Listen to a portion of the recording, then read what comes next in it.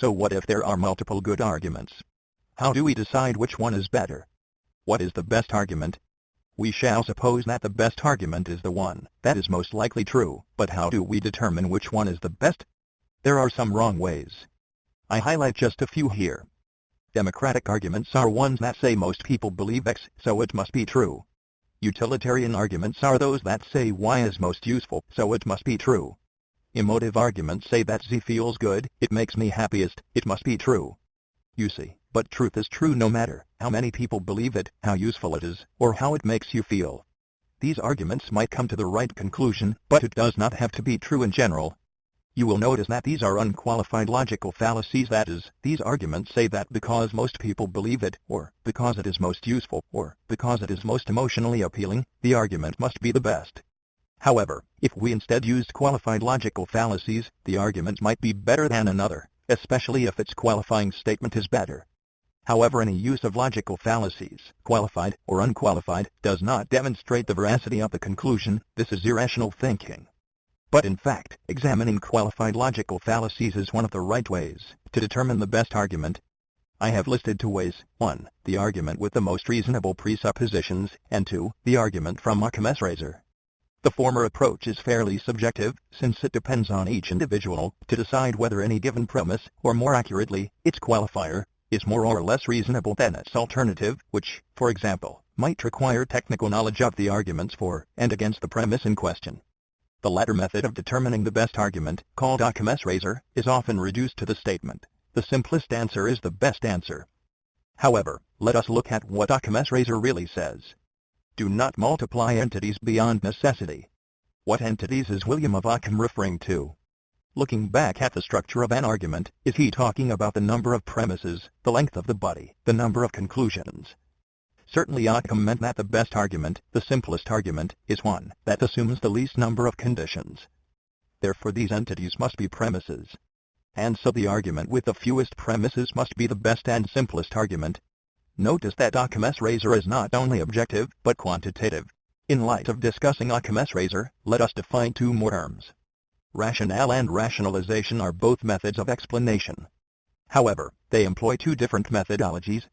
A rationale will explain using existing presuppositions, while a rationalization must incorporate some new presupposition to explain the object in question. You can see why a commensurator applies to the understanding of these terms. When you rationalize by a commensurator, you are making your argument worse, not better. However, if you put forth a rationale, a commensurator does not change the status of your argument. So you see, while both methods make your argument rational, at least in its relationship with the object in question, one approach will make your argument less reasonable, and the other will not. Take as a quick example, the excuse "God did it." This sentence is most often correctly employed as a rationale. It is not a rationalization, because no change in the set of presuppositions is required for the person who believes in a God, with sufficient ability and motive to do so. These are the steps to proving a theory. Do you notice that the first three are the steps for an argument? The conclusion of the argument is typically what we refer to as knowledge or fact. These facts can be used as evidence to support a specific theory.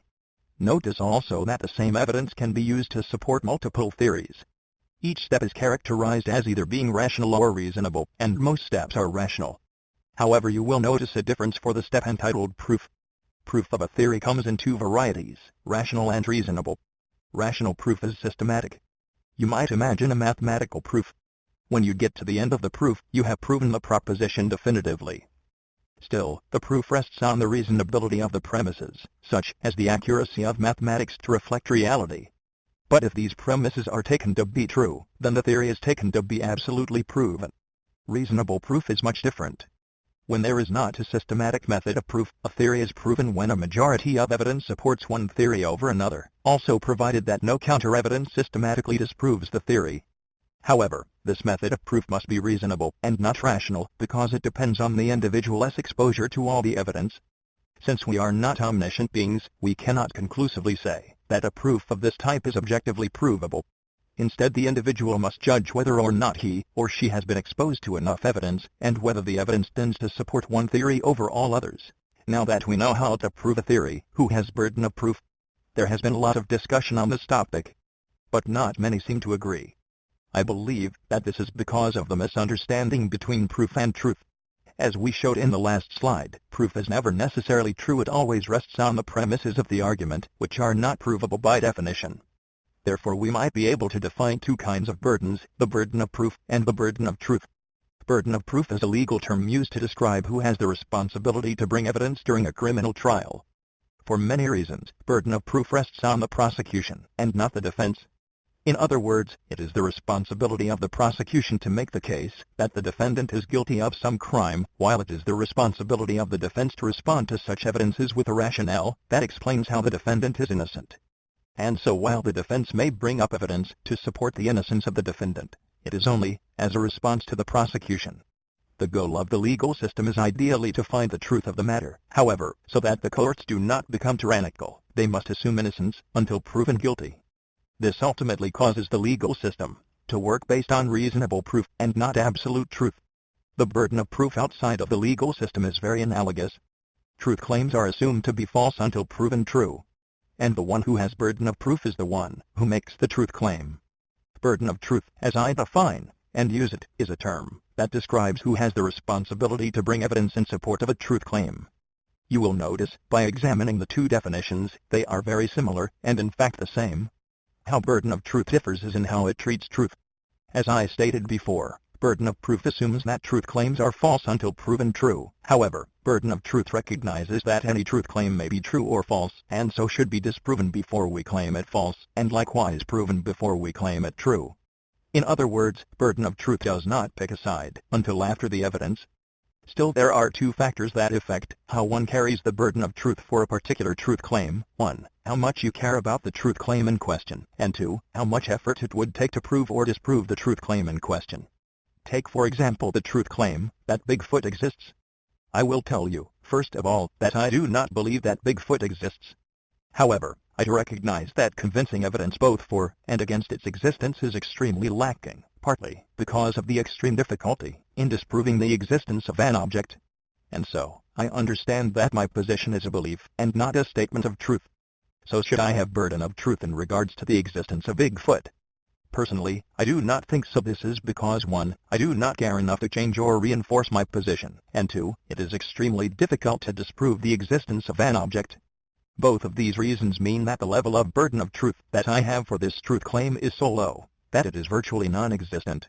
Notice also that the burden of proof gave you a discrete spectrum of people, either having or not having the burden of proof. However, the burden of truth gives you a continuous spectrum, where some people have a greater burden than others, because they care more about the truth claim, and or the effort to prove or disprove it is less.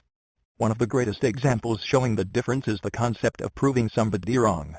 Notice that if you want to prove your friend wrong, your friend is the one who made the truth claim, and therefore your friend has burden of proof. However, you care so much about the truth, possibly even for selfish reasons, that you go through the effort to prove your friend wrong. In other words, you take the burden of truth upon yourself, though you in no way have the burden of proof. Out of the misunderstanding of the difference between these two kinds of burdens come two commonly misappropriated logical fallacies, shifting the burden of proof and Pascal's wager. I do not deny that there are instances where people really do commit these logical fallacies, but in my experience, there are many times that people misappropriate these fallacies. For example, if I were trying to demonstrate to someone that the biblical flood story can be presented as valid scientific theory, I might present all sorts of evidence which supports it. My opponent might explain the generally accepted geological interpretation of the same evidence. Upon hearing this, I might respond, well then show me evidence that the flood theory does not work. This is often decried as shifting the burden of proof. However, the goal of my argument at this point is not to conclusively prove that the flood theory is true, only to prove that it is rational.